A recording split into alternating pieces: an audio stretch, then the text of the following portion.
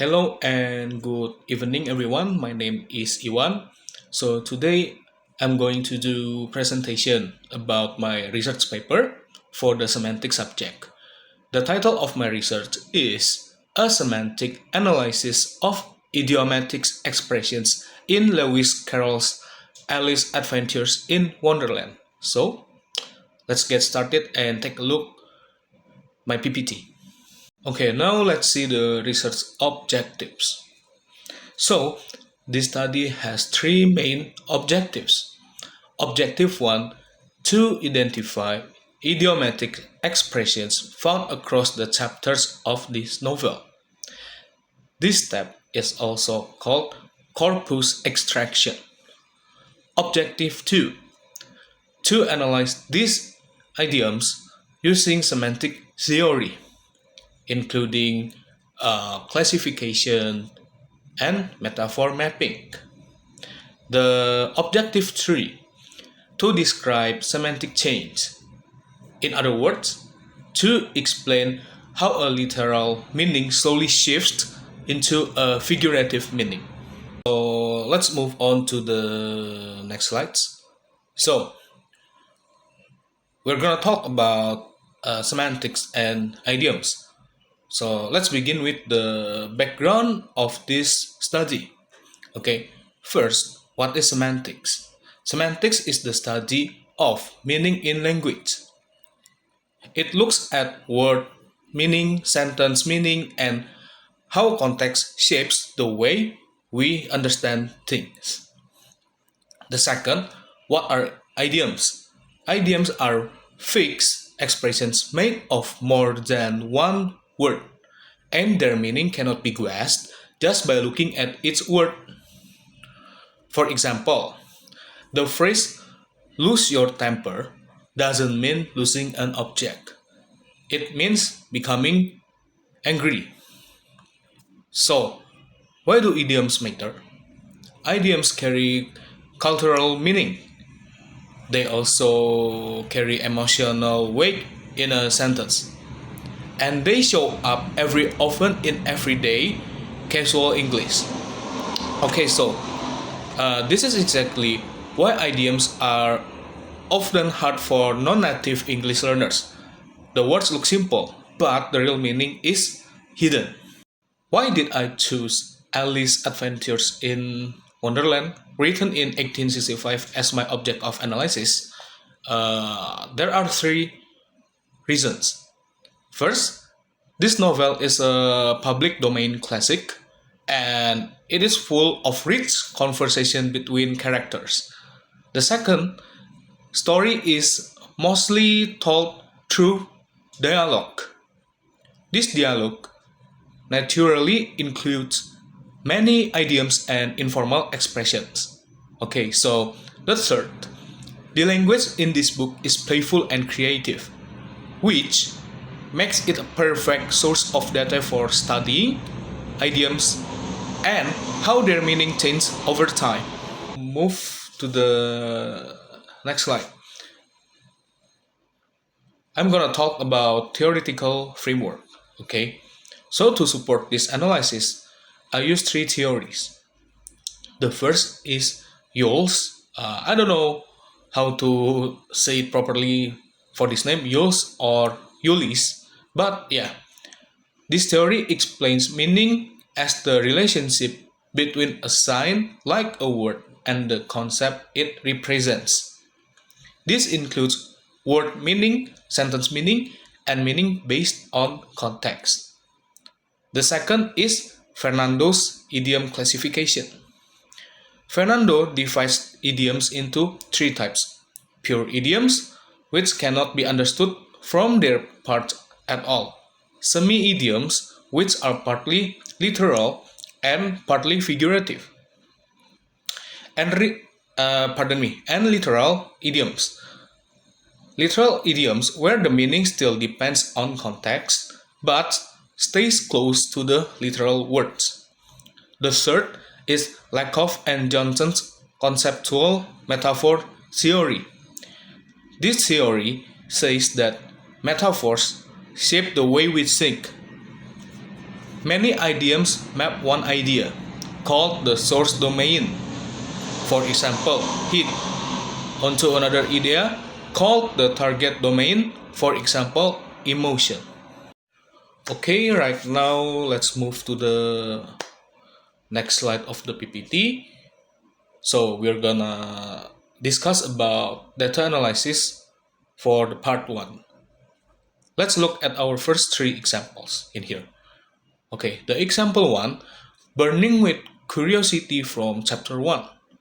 Literally, burning means feeling heat like a fire. Idiomatically, it means being very eager to know something. Here, the idea of heat is mapped onto the idea of intense desire. The example 2, lose your temper, from chapter 3. Literally, this sounds like losing a physical object called temper. Idiomatically, it means becoming very, very angry. This shows a shift from temper as inner emotional control to an outward visible outburst. Okay, example 3, keep your temper, from chapter 5. This is the opposite phrase. Literally, it means keeping an inner trait. Idiomatically, it means staying calm. Together, lose and keep show two opposite sides of the same emotional metaphor. Now for the data analysis part 2. Now let's look at the 3 more examples. Example 4, much of muchness, from chapter 7. Literally, it just repeats the word much without a clear amount. Idiomatically, it means basically the same or not much different. This is an example of semantic bleaching, where the original specific meaning becomes weaker and more general. Example 5, birds of a feather flock together, from chapter 9. Literally, it describes birds with similar feathers forming a group.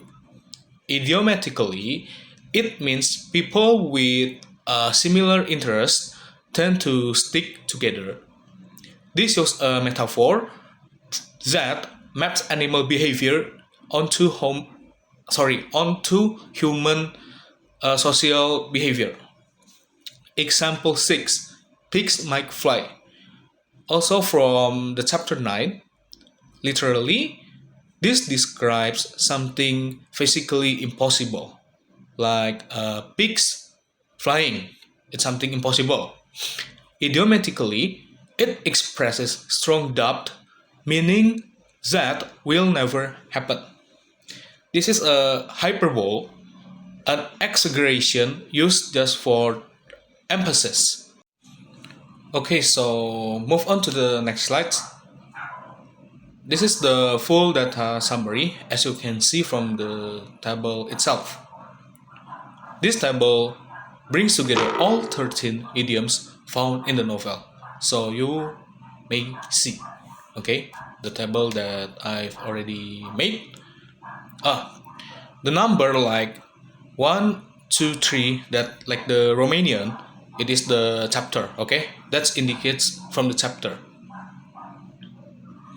Besides the 6 idioms we just discussed, there are 7 more. For example, out of the question, meaning something is not allowed. On the contrary, used to introduce an opposite view. Play the fool, meaning to act silly on purpose. All in a flutter, meaning agitated or excited. Hold your tongue, meaning to stay or to keep silent. To no purpose, meaning without any result. And cut a paper, meaning to make a playful, lively movement. Overall, this table shows a clear pattern. Literal meaning move toward abstract meaning through processes like metaphor, bleaching, conventionalization, and pragmatic shift. Okay, so this for the table and for the data. So this is the last part of my presentation. It's about conclusion and implications. So let me conclude this presentation. Okay, the first idioms in Carroll's writing often come from metaphorical mapping. For example, heat mapped onto emotion, or animal behavior mapped onto social traits. The second, we found several patterns of semantic change like metaphorization, bleaching, conventionalization, and pragmatic shift. Okay. At last but not least, third, this has a practical implication for English learners. If teachers explicitly teach these source domain metaphors and teach common idiom patterns, students can understand and use idioms more naturally. So, this is my presentation for my research paper, and thank you very much for listening.